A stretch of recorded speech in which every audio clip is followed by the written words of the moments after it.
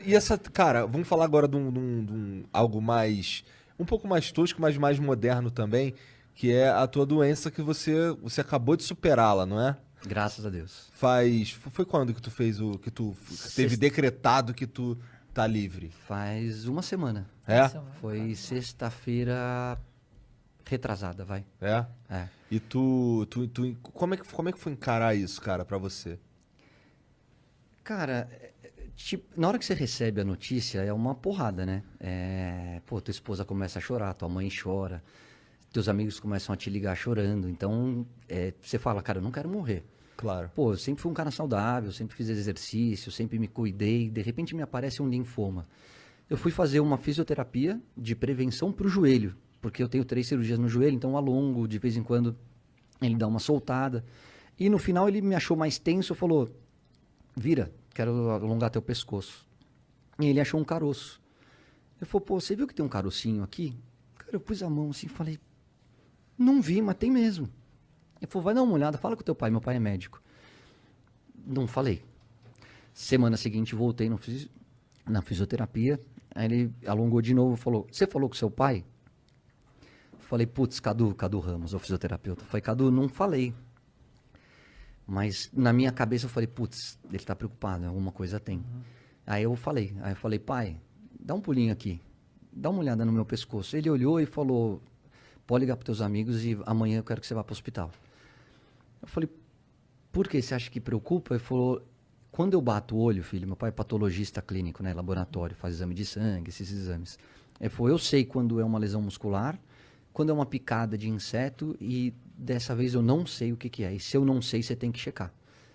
Eu entrei no hospital, fiz todos os exames e foi detectado um linfoma de Hodgkin, que é um tipo, graças a Deus, o menos agressivo de um tipo de câncer.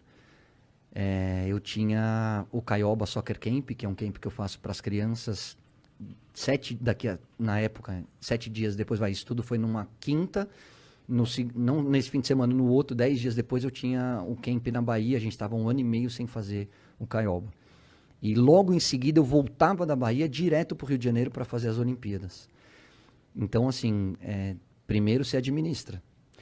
Você chora, você fica preocupado, você fala, cara, meus filhos, não posso morrer, não é minha hora ainda. E aí depois você tem duas opções, ou você afunda ou você enfrenta. E eu peguei minha esposa e falei, apareceu. Não cabe a nós a gente se questionar, a gente se queixar, a gente perguntar o porquê. Apareceu, vamos resolver. E aí eu escolhi um médico que foi, acho que, pelo menos 50% do tratamento. Porque ele falou pra mim, o que você quer fazer? Eu falei, eu quero ir pro Caioba e eu preciso fazer as Olimpíadas. Ele falou, quanto tempo? Eu falei, 1 mês. Ele falou, pode ir. Pode ir porque eu preciso que você esteja com a cabeça boa, eu preciso que você esteja forte para enfrentar a quimioterapia. E aí eu fiz tudo isso, fiz as Olimpíadas já sabendo do câncer, não contei para ninguém. Voltei e comecei a quimioterapia, foram 2 meses de químio. Falei com o meu médico, ele falou, Caio, acho que você vai conseguir passar por ela continuando a trabalhar e sem ninguém saber. Eu falei, é contagioso? Ele falou, nem um pouco, você não oferece perigo para ninguém. Eu falei, qual é o risco? Ele falou, um mal-estar, o enjoo, algumas dores que vão surgir no teu corpo, porque é um tratamento agressivo. E eu falei, tá tudo certo. Minha vida inteira foi trabalhar no limiar da dor, porque como atleta, volto a dizer, eu tenho 3 cirurgias de joelho, um nariz quebrado, ponto pela cara inteira, um ombro fora do lugar, torção, lesão muscular, praticamente um Frankenstein do esporte. Então, assim, a dor não me incomoda, eu sei lidar com ela. Eu falei, vambora, então vambora. E a minha preocupação passou a ser o meu filho. E eu não queria que ele soubesse, que ele sofresse, que ele achasse que fosse acontecer alguma coisa de grave. Até o momento que era um dos riscos do efeito colateral, a queda de cabelo. E começou a cair. E aí eu vou falar para vocês que eu fiz assim uns 4 ou 5 jogos, fora os programas, com maquiagem pra caramba, porque eu tinha muita falha na cabeça. Então a minha esposa passava aquela tinta preta, depois ela passava aquele pozinho preto e vambora. E ao invés de chegar 1 hora antes do jogo, eu chegava 20 minutos antes do jogo. Os caras, pô, você tá chegando em cima da hora. Eu falei, não, E na minha cabeça eu falei, eu sei que não é o certo, mas eles 1 hora vão entender. E acabava o jogo, eu ia embora, não ficava pra resenha. Por quê? Porque se você puxa meu cabelo, ele cai. E muitas vezes, se você encosta em mim, ele também cairia. Eu puxando o cabelo, eu ficaria careca. E foi uma libertação, cara. Aí na hora que eu cheguei para minha esposa e falei, amor, acho que tá na hora da gente tornar público. Liguei para Globo, agradeço aos meus diretores, a Joana e o GG, porque eles foram muito legais. Eles falaram, primeiro, a decisão é sua, o que você quer fazer? Eu falei, eu quero tornar público.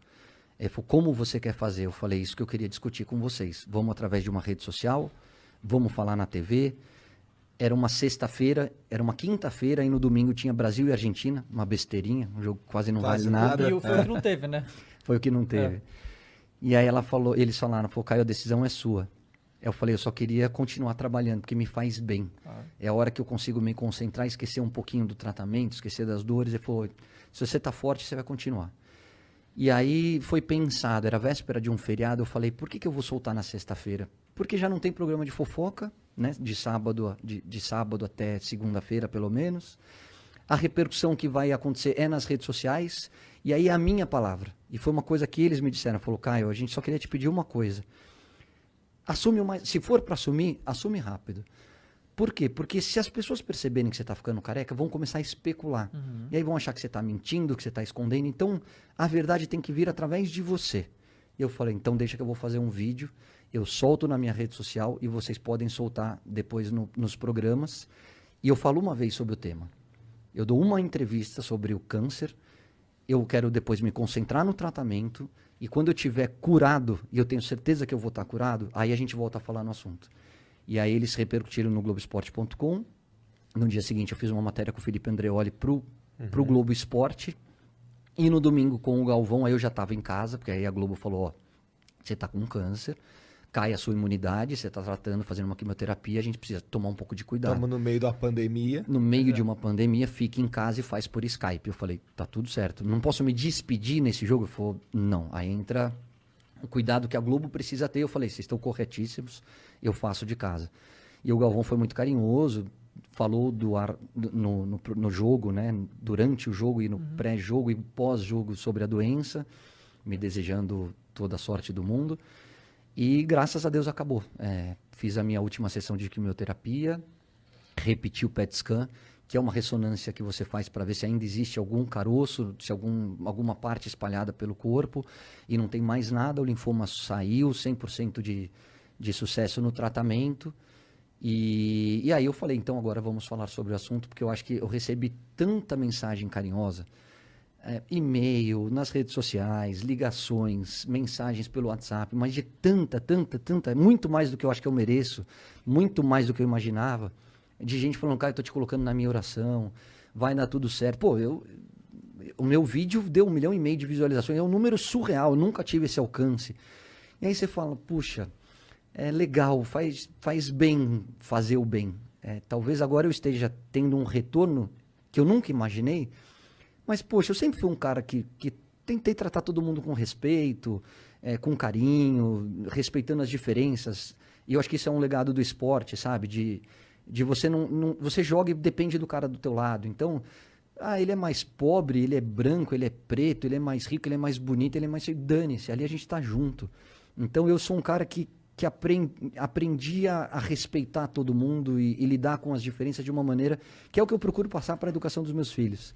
E aí eu falei, cara, num primeiro momento é só carinho e, cara, você vai sair dessa. Num segundo momento foi muita gente dizendo, eu já passei por isso, eu estou passando por isso, ou eu tenho algum familiar ou amigo passando e você não sabe como o teu vídeo fez bem. Eu falei, cara, é legal falar sobre o assunto, mas não falar sobre o assunto se vitimizando. É legal falar sobre o assunto mostrando assim, cara, enfrenta. Acredita na medicina, e a gente tem muitos caras bons, muitos médicos e médicas boas. A medicina no Brasil é uma referência. Você tem uma família boa do teu lado, você tem bons amigos. Levanta a cabeça e vamos em frente, porque tem fim e tem cura. E é uma coisa que eu aprendi. A primeira conquista é o diagnóstico da doença. Quanto mais rápido você diagnosticar, maior é o sucesso do tratamento.